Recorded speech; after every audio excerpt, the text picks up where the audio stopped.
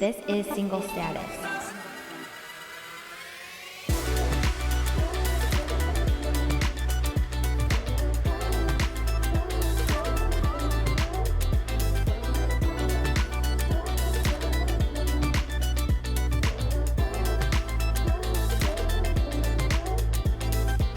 Hello, Single Status fam. Welcome back to the podcast. This is your host, Samantha, and I am so happy to be here with you today. And I feel extra excited to be here because I have been off for a while. I took a little sabbatical, I guess we'll call it. I was off social media for a whole month in the month of June and completely off podcasting. I didn't post any episodes, and I really just took a break. I kind of needed some time to just travel and to rest and really just enjoy the present moment. And it's good to step away from social media on occasion because it can just be a lot going on. So I felt really glad to take the month of June off. And I just feel really rejuvenated and refreshed and filled up and excited to start creating content again. So this is the first time that I am recording since I have been off. And I actually took some time off my day job as well in June. I took 2 weeks off and I was traveling and I spent time with really great people, and it was just awesome. So anyway, I'm excited to be here with you today, and I really have it on my heart today to talk about time.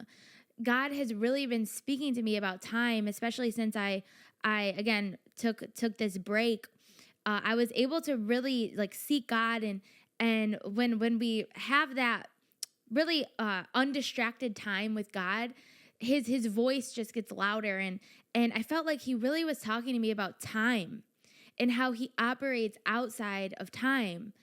And for us single people, and maybe it's just me, but I have a feeling it's not just me, time is a big worry of ours when we're single. It's, oh, I'm feeling behind, or I'm trying to, I have this timeline, and if I'm not meeting that timeline for my life, then it's creating fear, it's creating worry, and or I'm running out of time is often a thought. I'm running out of time to have kids. I'm running out of time to build this life for myself. I'm running out of time to meet someone, or it's always this stress of time and this fear of time. But God's really been speaking to me about how he operates outside of time. So today, that's what I want to talk about. So definitely stay for the whole episode, because I really believe that God has dropped this message to me to encourage someone listening, and I really hope this speaks to you today.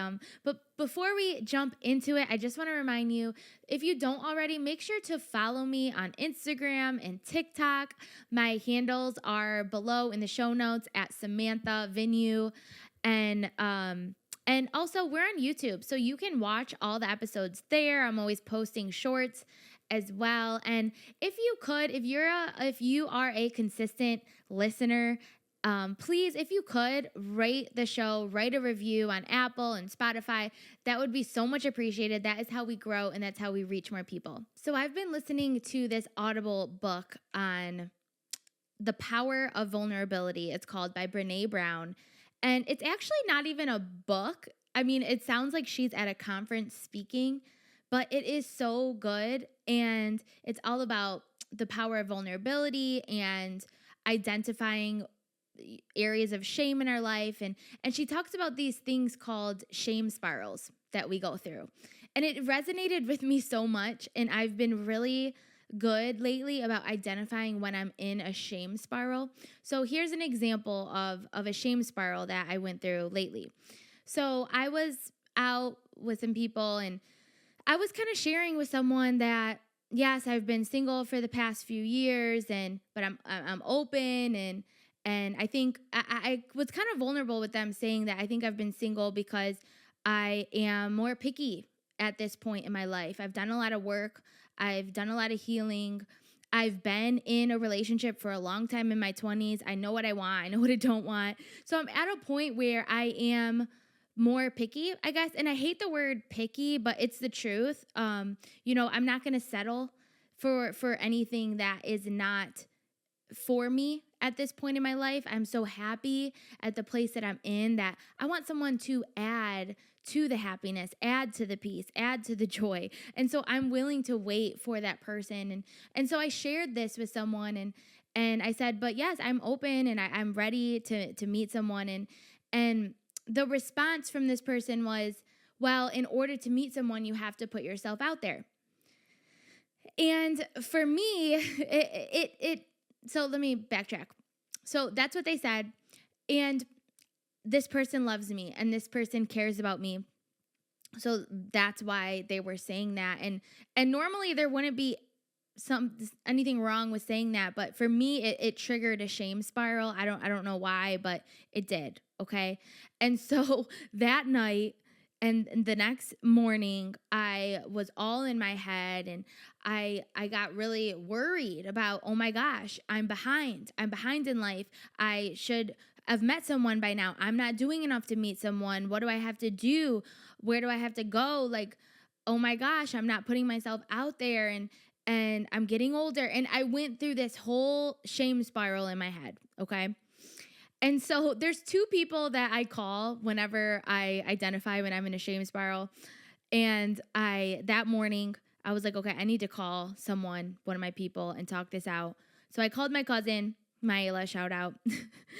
And I talked it through with her and told her, what was said and this shame spiral I was in. And I was like, do you think I'm not putting myself out there? And she helped me process that I am putting myself out there. She was like, you're always going to events. You're meeting all these different people. You're really involved at church. You're out on social media all the time, meeting new people, putting different content out there. She was like, yes, you are putting yourself out there. You are open. And so I wouldn't think that she basically told me to stop worrying that you shouldn't be feeling that way. And we both agreed that this person who said that wasn't meaning any harm. But again, there's certain things that are just triggering that can put you in this whole shame spiral. And so it helped talking it through with my cousin.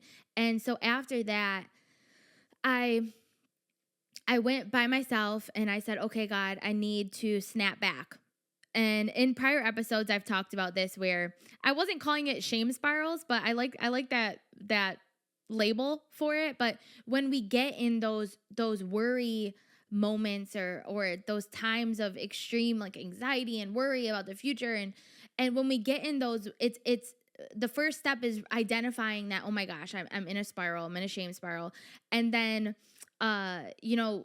doing the things to get ourselves back on track and focused on God and aligned with the plans and purposes that He has for us.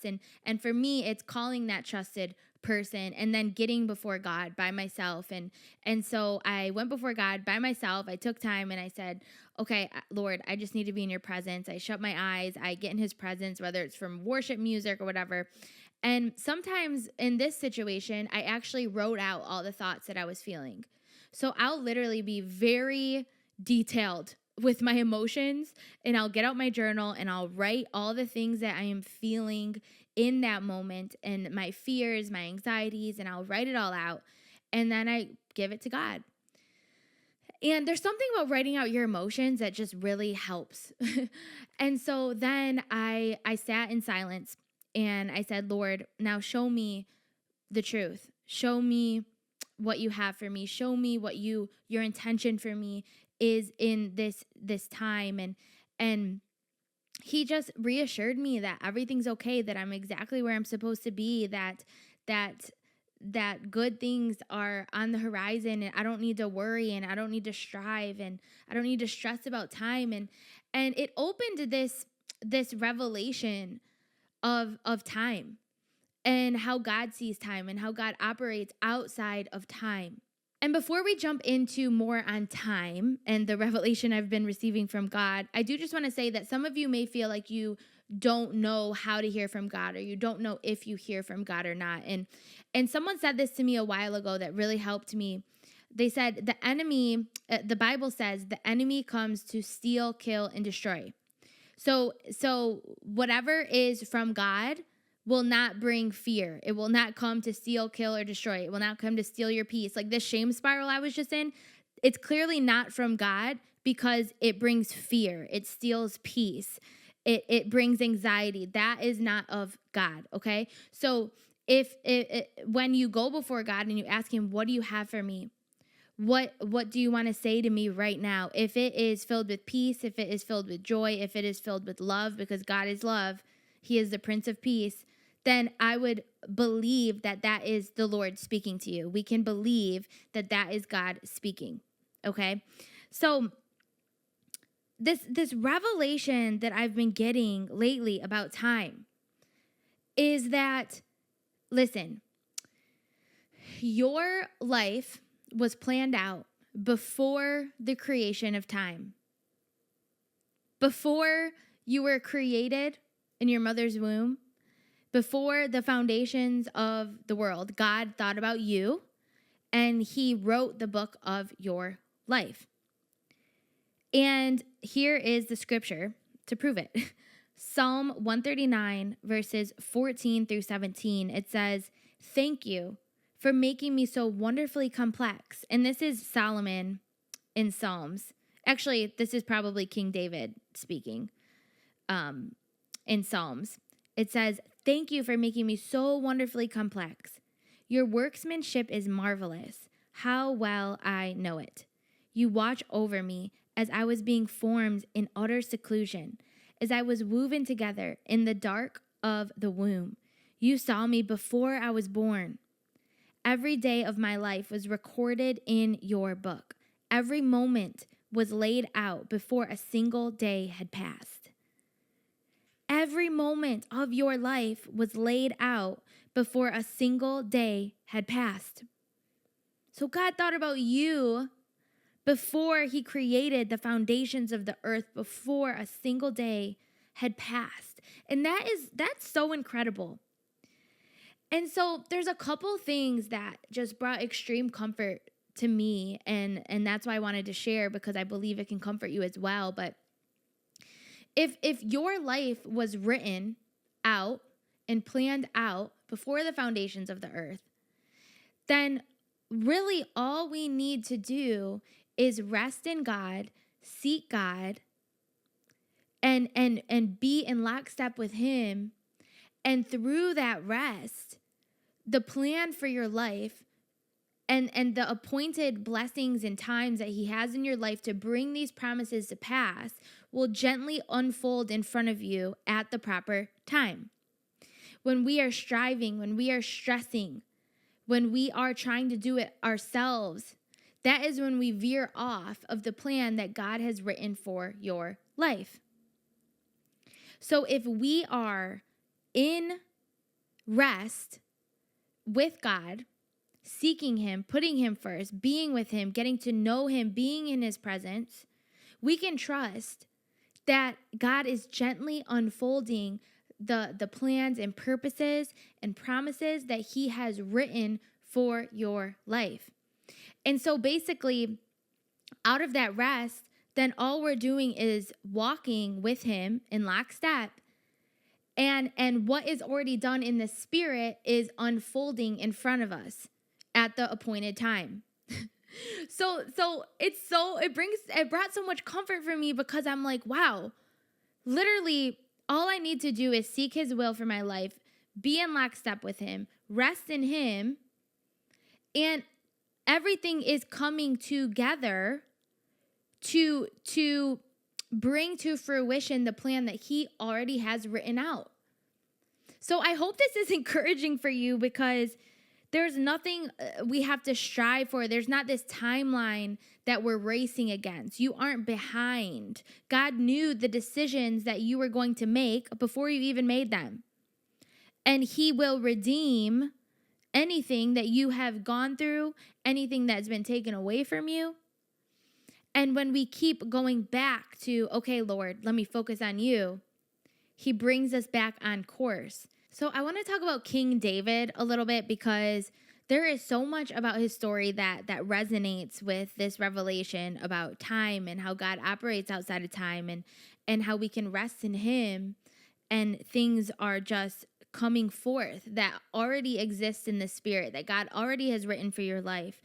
So I think the first thing about David is God showed him his will for his life. God showed David the plan that God had written for David's life years before it came to pass. So when David was a little boy, he received a message from a prophet, Samuel, and this prophet Samuel told him that you would be the future king of Israel.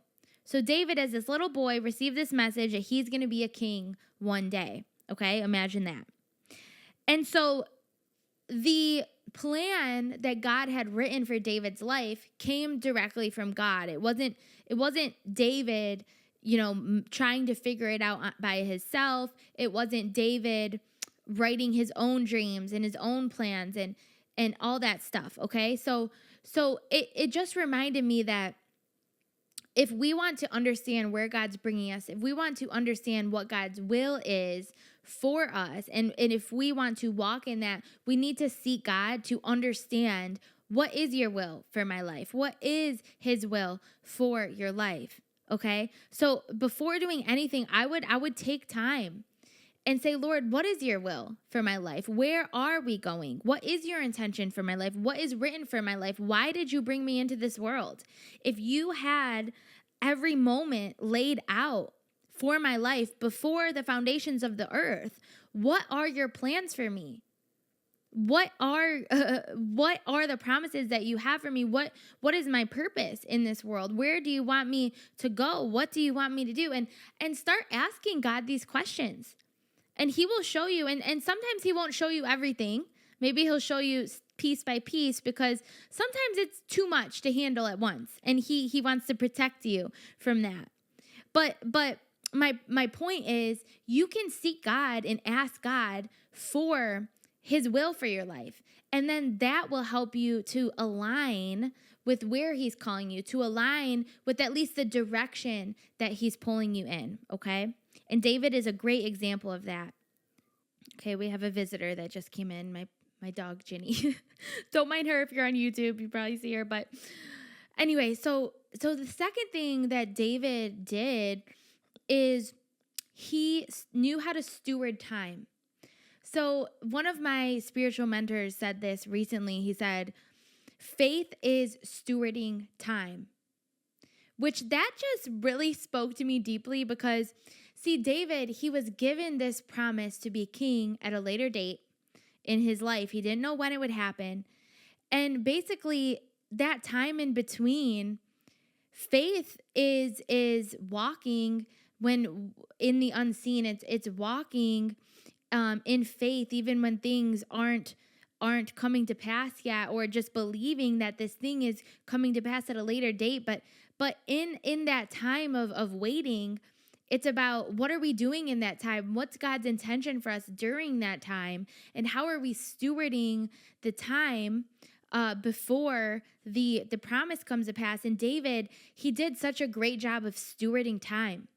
I mean, as a shepherd boy, he was learning how to, he was doing his job diligently. He was mastering his craft as a shepherd. And the Bible talks about how he would use his slingshot and his rocks to protect the sheep from the lions and the bears, and that seems small. And someone might say, oh, whatever, he's a shepherd, that's an easy job. No, that was training him to be a warrior in the future. And he might not have even realized that, but because he was stewarding time well, because he knew that there's so much importance in where God has us right now, he was mastering his craft, mastering where God had him in the times of hiding, or in the wilderness, or in times of isolation. He was stewarding time. And another spiritual mentor of mine we had our group, the ministry group that I'm a part of, we had it Thursday night, and she said that when David was in the wilderness, when he was in isolation, when he was in a time of loneliness, he actually took that time of loneliness and said, okay, this is time that I get to spend one-on-one time with God. This is time where I get to learn about God, where I get to be present with God, where I get to be filled up by him and be strengthened by him. And it's in that time of waiting. He waited, the Bible said he waited, I believe it was 17 years. He wasn't crowned king until he was 30. And he was a little boy when he found this promise, when he found out that he would be king one day.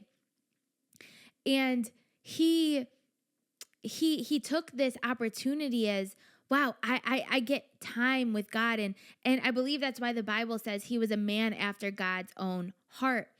And because David understood stewarding time, he was strengthened in this wilderness season. He was filled with the power of God. He was filled with the knowledge of God, the wisdom of God. He was filled with everything he would need in order to be a king one day.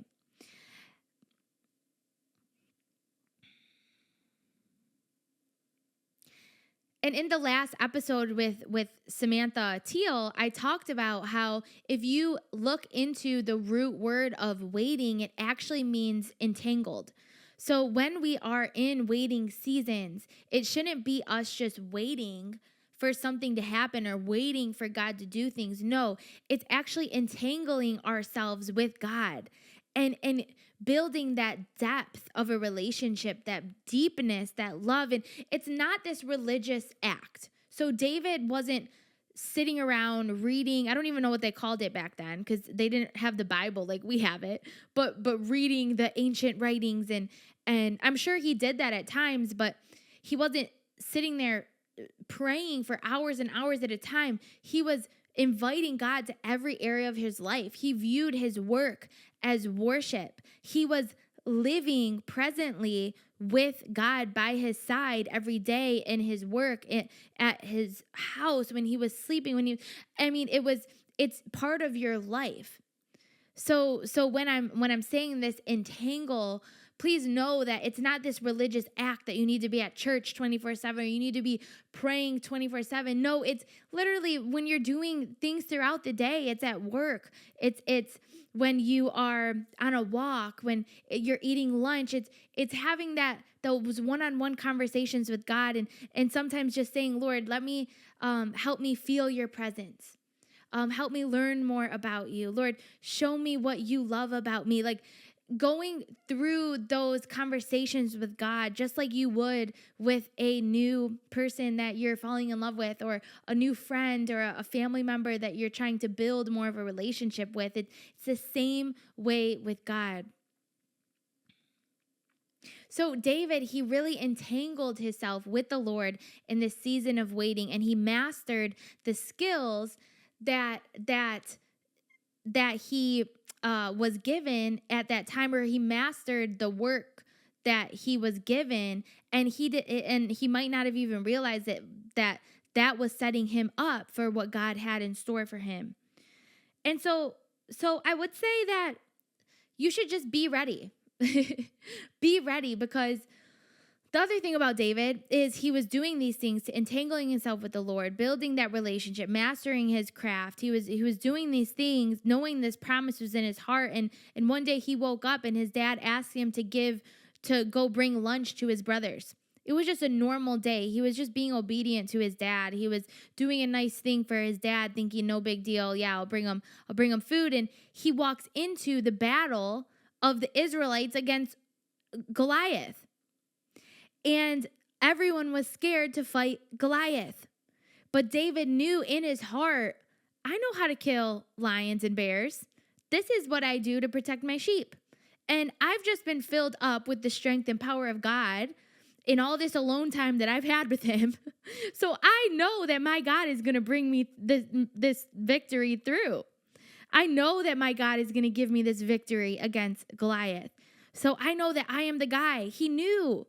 And he was so entangled with the Lord that he could hear God saying, yes, this is you that needs to fight Goliath. This is you that is going to bring the victory to pass. And when David fought Goliath, he used the sling and the stones that he practiced when he was a shepherd boy, and that's how he killed Goliath.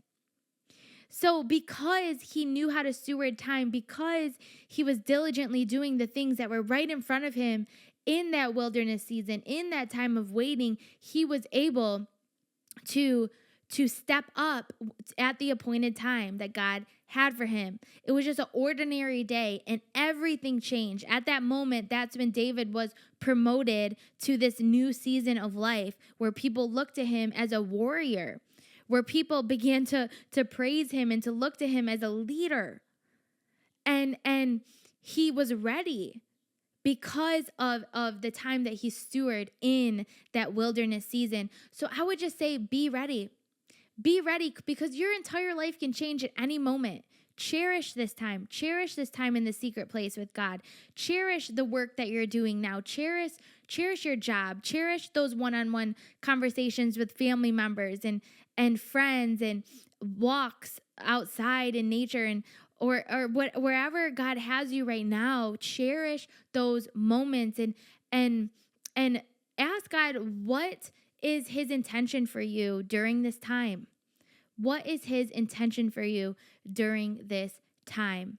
How can you steward time until the appointed time comes to pass that he has for you in the future? One more story that I want to end with involving time, okay? So your days are written for you. They were written out for you before the foundations of the world. God wrote the story of your life, and all we have to do is rest. And through that rest, as we walk through life step by step with God, his plans will naturally come together. And I heard this encouraging story from Dawn Cherie Wilkerson recently on Rich Wilkerson's podcast, and you may or may not know them. They lead VU Church in Miami, and I've been following them for a while, and they're just really good people.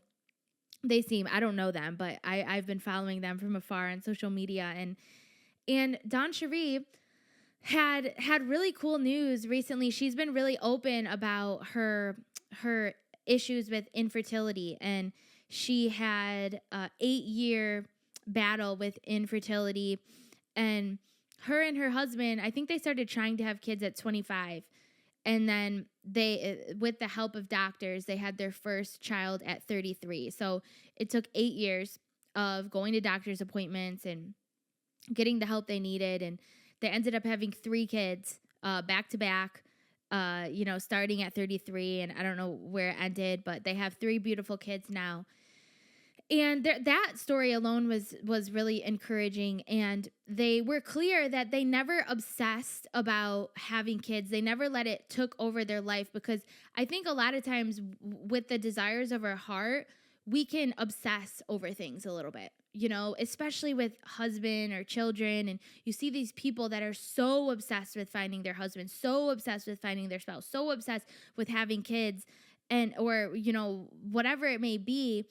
And it just completely steals the joy out of where God has you, or the work that he has for you now, or the places he has you to serve, or the people around you that are such a blessing. Like sometimes we can't even see the blessings that he's given us right now because we're so obsessed with obtaining this thing that we have, that we believe that God promised us in the future.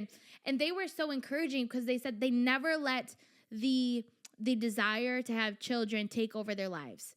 She would go to her doctor's appointment. She would go home. They made sure that they were talking about other things. They knew they had work to be done in that season of waiting. They were building a church, and they enjoyed themselves. They celebrated their friends who were having kids, their friends who were starting families, and they enjoyed their life still. And she said when she opened up to her parents that about her infertility issues, because she said she didn't tell anyone for about a year, and she finally ends up telling her parents they were having issues having kids. And her dad said to her, God knows when the souls that will be created through both of you are supposed to be in the earth. So yes, you may want a child right now, but God knows when their time is to be in this earth. So be patient. He knows best. And I thought that was so cool because and Don Cherie said this too in this podcast episode. She said, it's not always about me. Like, we always make it about us. Like, oh, I need my husband, I need my kids, I need my job, I need this house, I need all this stuff. It's not always about you. And she said, wow, it made me realize that it's also about these children that are coming, that she would be bringing into this world. It's about their lives. Their lives are written out before the beginning of time. God has a plan for their life that is unique, that is separate from mine, and I'm making this all about me. And that was really interesting, because even with the desires for like marriage or work or whatever, like so many other lives are impacted by this. And so it's not always just about us. You know, there's a lot of other things that are happening behind the scenes. And so anyway, so that was encouraging. About she ended up having 3 kids after 8 years of infertility. So they're thinking they're done. They're thinking they're done, that no more babies are in the picture. And she's 40 years old. She's never been able to have a child naturally without the help of doctors. And so she wasn't like on birth control or whatever. She made that clear. And because they're like, we can't get pregnant anyway. And I think she was like 40 or 41. And this is recent news. She said out of nowhere, she started getting morning sickness. She started feeling off. And apparently they are pregnant. So literally, they are pregnant for the first time at the age of 40 without the help of doctors. I mean, it's a literal miracle. And this was not on their radar. They were not praying for another kid. They already have 3. They have a busy life. They have a fulfilled life. But it's funny because we make plans and God laughs, right?